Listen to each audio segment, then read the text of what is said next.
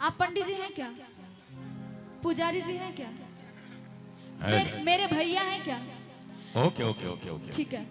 फिलहाल समझिए कि ये पंडित जी हैं। समझने के लिए क्या जाता है? हाँ, अच्छा बताइए मेरा ब्याह कब होगा? आपका शादी अगर अभी कर देंगे आपका शादी तो बहुत नौजवान झटका मार देगा। ये सच्चाई है,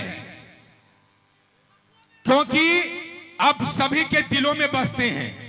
हाँ क्या? अरे जोर से ठोक के तो बजा ताली भाई कि सभी के दिलों में बसते हैं। आपका आवाज तो मस्ती में बिकते हैं। अरे पल्लवी जी, आप शादी करने का बात कभी मत करना, नहीं तो नौजवानों से पूछिए उन पे क्या बीतते हैं।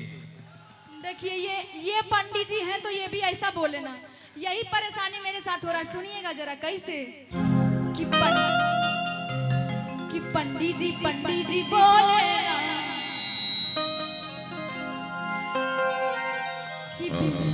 कि बिल्हा के राज हमर खोले ना।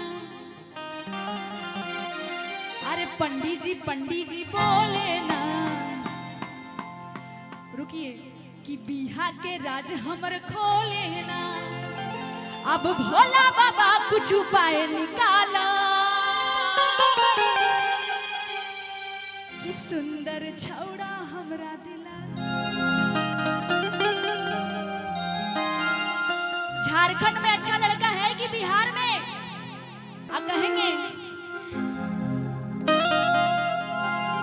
कि सुंदर, फिर से गाते हैं कि पंडित जी बोले ना कि बिहा के राज हमर खोले ना।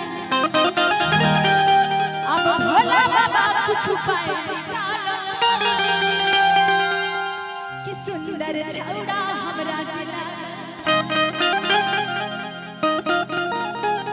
अरे झारखंड वाला से मिलवा दो।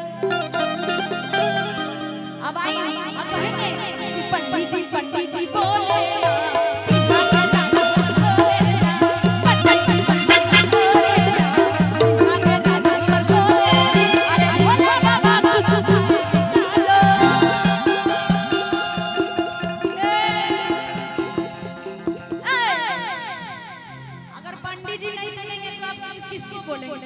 देवों के देव कि भोला बाबा कुछ उपाय निकाला कि सुंदर छौड़ा हमरा दिला।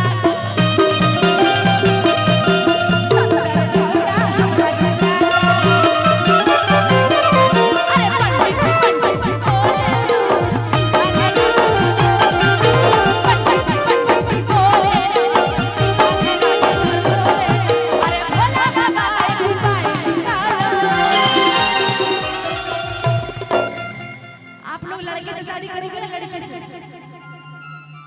लड़का से शादी करोगे या लड़की से? लड़की से। तो आप लोग को सुंदर लड़की का तलाश होगा ना, काहे कि आजकल सीमेंट में भरने वाला सिस्टम है।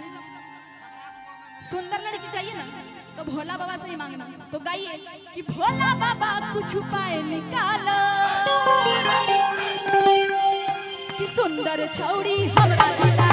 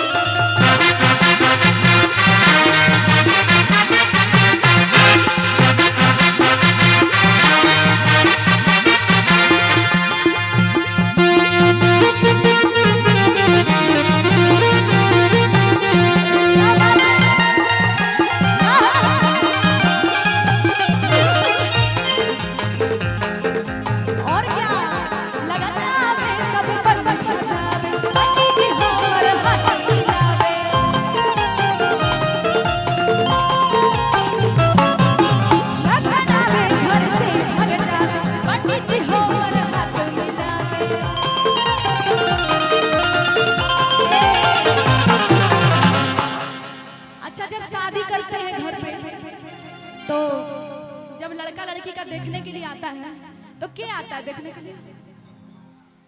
ये आते हैं। हाँ देखिए, आप पूरा गांव वाला शादी कराते हैं, एक ही आदमी गांव वाला शादी कराए ना, एगो गलती से खराब निकल गया ना एकर जीना हराम कर दो। तो ही कलाला छने फलना घर में बियाह हां, ई रंग के लड़की निकल गेलो, नॉन संस्कारी सुनता सुनता ना इनको दिमाग खराब हो जतो। ई रिक्स नहीं लीजिएगा भैया, आजकल का जमाना बहुत खराब है। लड़कियों एकदम 4 नंबर मिलता है, लड़कों सब यहाँ वाला 1 नंबर 2 नंबर 3 क्या है सर? 1 नंबर अच्छे वाले पक्का सब अच्छे हैं। ए चाची सब बढ़िया हैं कि नहीं? बोली नहीं। अच्छा हमारी बहन सब अच्छी है ना? हाँ तो दुख देखिए कितना बड़ा है दुख। कह रहे हैं क्या कि लगन आवे सब घर से भाग जाओ, पहुना देखलावा ना पहुना सब घर से भाग जाओ। अरे पंडित जी हमर हाथ मिला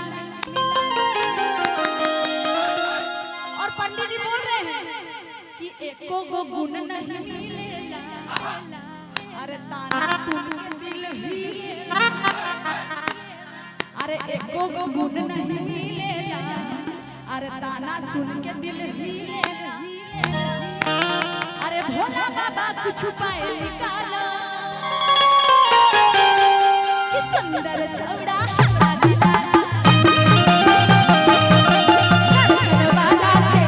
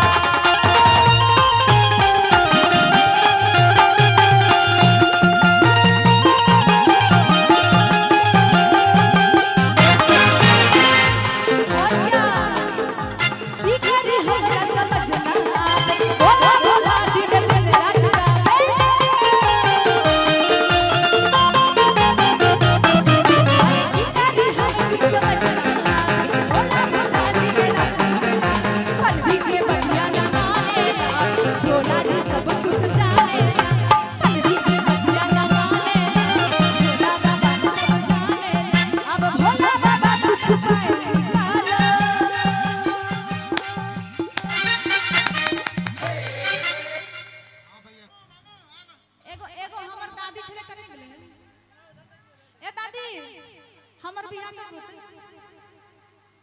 बढ़िया नियम करते आजकल फ्रीज वाला सिस्टम भी चली रहल है। आजकल तो बच्चा चोरी वाला सिस्टम भग गया। हम बच्चा को चुरा के ले जा रहे हैं और नाम अलग कर दे रहे हैं, है ना? दुखवा कौन बड़ी है सुन रहे हैं ना कि की करी हम कुछ समझना आवे, रात दिन दिल भोला भोला गावे कि अब भोला बाबा कुछ उपाय निकालो कि झारखंड वाला से मिलवा दो, अरे सुंदर छौड़ा हमरा कहेंगे कि झारखंड वाला